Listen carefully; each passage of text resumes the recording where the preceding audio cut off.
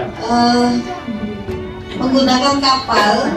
Beliau berangkat pagi-pagi sekali karena ingin supaya hari itu cepat balik gitu ya, menggunakan kapal terakhir, tapi tiba-tiba suasana berubah tidak sesuai dengan planningnya beliau, sehingga apa yang dilakukan oleh Bu Fulana mitigasinya. Bapak Ibu, kami sudah berdiskusi bahwasanya kendalanya, aspeknya adalah kasusnya Bu Fulana ini aspeknya identifikasi risiko. Kendala yang dihadapi, pertama tempatnya jauh, itu sudah jelas ya, tempatnya jauh. Kemudian yang kedua, cuacanya juga tidak dapat diprediksi, bisa tiba-tiba hujan, panas dan sebagainya. Kemudian akses transportasinya terbatas, jadi nggak setiap saat ada. Nah, sehingga solusinya seharusnya Ibu Fulana itu sejak awal sudah planning memutuskan perjalanan dinas menjadi 2 hari, jadi jangan hanya sehari. Harusnya beliau sudah memplanning seperti itu. Namun karena pertanyaannya adalah mitigasi, sehingga kami menulis di sini yang harus dilakukan oleh Bu Fulana jika menghadapi situasi seperti itu. Yang pertama, beliau harus berkoordinasi dengan LSP untuk meminta fasilitas penginapan. Jadi ini sekedar mungkin mengingatkan Bapak Ibu, jangan pernah memesan penginapan secara tiba-tiba tanpa berkoordinasi dengan LSP terlebih dahulu. Nanti bisa-bisa nggak diklaim. Ya.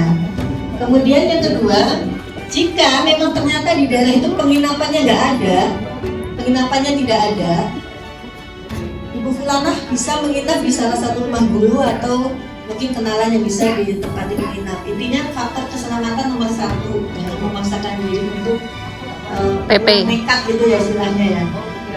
Ini implikasinya apa Bapak Ibu? Jika misalkan kita tidak mendapatkan penginapan, sudah melapor ke LSP, kemudian tidak dapat penginapan dan menginap di tempat selain hotel atau penginapan, kita tetap akan mendapatkan ganti biaya penginapan 30% kalau nggak salah. Nah intinya kita harus melapor dulu. Mungkin demikian Bapak Ibu, kalau ada tambahan silakan. Iya, Ibu sedikit lagi mungkin ada. Oh iya. Jika ada penginapan, maka cari penginapan alternatif ya Bapak Ibu sekalian. Kita tahu karena lingkungan baru yang kita baru telusuri, nah ini kita kan butuh juga berliterasi di sini. Artinya kita melihat track record daerah tersebut, kemudian kira-kira apa hal-hal yang harus kita perhatikan terkait dengan misalnya isu keselamatan, atau di daerah itu ada daerah konflik misalnya, atau pernah ada kasus apa. Nah ini saya pernah juga seperti itu, saya mencari tahu tentang daerah tersebut, dan otomatis penginapannya itu ya kita harus berkoordinasi atau berkomunikasi terlebih dahulu dengan masyarakat setempat, sehingga lebih aman dan tahu yang kemana kita harus menuju. Jadi Bapak Ibu jangan cari alternatif sendiri. Nah ini kita khawatirkan apa yang kita putuskan nanti itu akan membahayakan diri kita sendiri. Nah di sini perlu kita memitigasi dan juga memberikan solusi dan berkoordinasi secara intens oleh tim-tim kecil dan tim yang satu daerah tentunya. IV ini, nah kita semua saya rasa adalah satu tim yang hebat, nantinya bisa saling berkoordinasi, sehingga mungkin saja kalau misal teman kita itu sudah selesai visitasinya, kita bisa menemani teman kita juga, katakanlah seperti itu. Jadi ada spend waktu yang bisa kita saling bahu membantu, bekerja sama dan berkolaborasi. Nah inilah AHMI luar biasa. Salam AHMI. Yes. Wih, Terima kasih Bapak Ibu.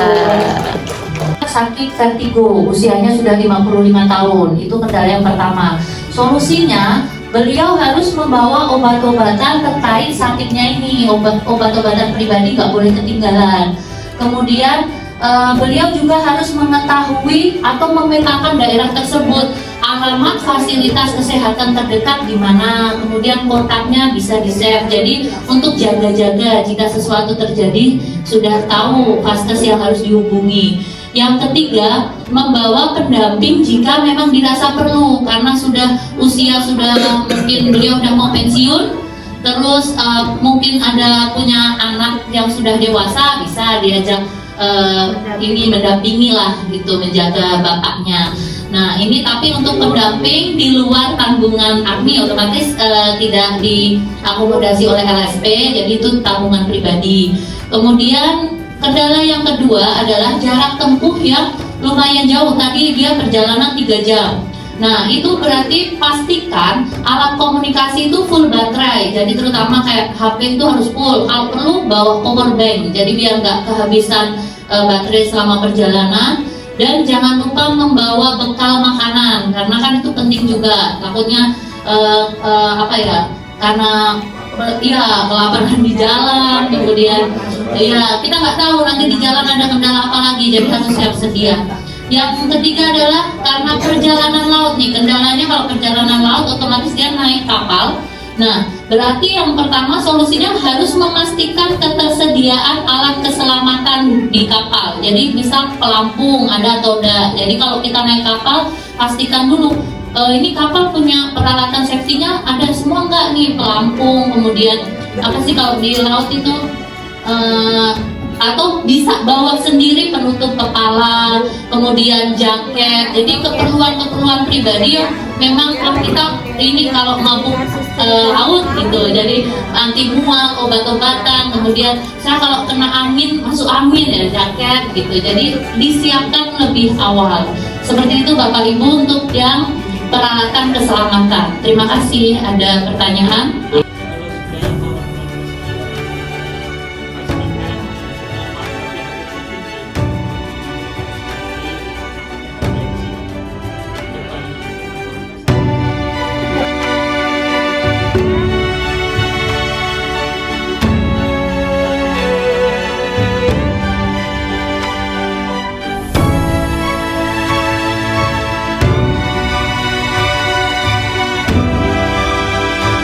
Si Tor itu meninggal dunia terkait memaksakan diri mungkin. Jadi sebelum Bapak Ibu pergi, pastikan Bapak Ibu sehat. Kalau misalkan Bapak Ibu itu ada asam lambung yang begitu tingginya atau kolesterol yang membuat kepala sakit, jangan dipaksakan. Nanti efeknya apa? Karena memaksakan ini harus seperti itu, nanti efeknya di perjalanan akan terkendala. Sampaikan memang nyawa itu memang milik Allah, tapi kita kan ada ikhtiar. Kalau memang kita sakit, jangan dipaksakan dulu. Lebih baik kita konfirmasi ke Bu Yuna, kita tunda keberangkatan kita. Seperti itu mungkin tambahan dari saya. Salam. Perkenalkan, kami dari kelompok 3 ingin menyampaikan hasil diskusi kami. Kami mengambil kasus 1 sama dengan kelompok 2. Kasus 1 ini tentang permasalahan saat Pak Pulan akan ditugaskan visitase ke madrasah. Sementara Pak Pulan memiliki riwayat penyakit vertigo. Nah, langkah pertama yang harus dilakukan Pak Pulan, yang pertama adalah harus cek kesehatan pribadi, gitu ya. Yang kedua, siapkan obat-obatan maupun vitamin yang sudah biasa dikonsumsi yang datangnya dari dokter pribadi juga ya. Kemudian yang ketiga, berkoordinasi dengan guru dan peserta BIMTEK terkait. Yang pertama, moda transportasi, akomodasi dan puskesmas, baik itu rumah sakit terdekat. Tuh. Nah, kemudian yang keempat, berkoordinasi dengan pihak LSP terkait persiapan visitasi antara berangkat atau mengundurkan diri, karena mungkin ada riwayat-riwayat penyakit yang barangkali bisa saja kambuh. Nah, yang kelima, teknis yang lainnya, yang pertama ada harus kita berkoordinasi, harus menyiapkan alat komunikasi, kemudian kostum menyesuaikan dengan lapangan ya, karena bisa saja karena jauh ya, tidak bisa kita hitung, barangkali ada penambahan waktu. Nah, kemudian identitas diri juga harus kita bawa, kita siapkan, kita lengkapi. Dan yang keempat, kontak person keluarga maupun tim dari pihak kabupaten yang sama-sama ditugaskan di kabupaten yang sama. Dan yang terakhir, ini kan kita melalui naik perahu, kita tadi kesepakatan perahu ya Pak Sisna. Jadi ya, jadi kita amankan dulu kondisi perahu, yang kita tahu itu kan tidak menyiapkan pelampung atau apa gitu ya. Nah, jadi ini harus kita siapkan secara pribadi, tinggal konfirmasi ke LSP gitu kan. Kita beli kan dibayar ya Pak ya, gitu. Nah kemudian yang terakhir kita stok makanan ya. Oke, saya rasa itu saja hasil diskusi dari kami kelompok.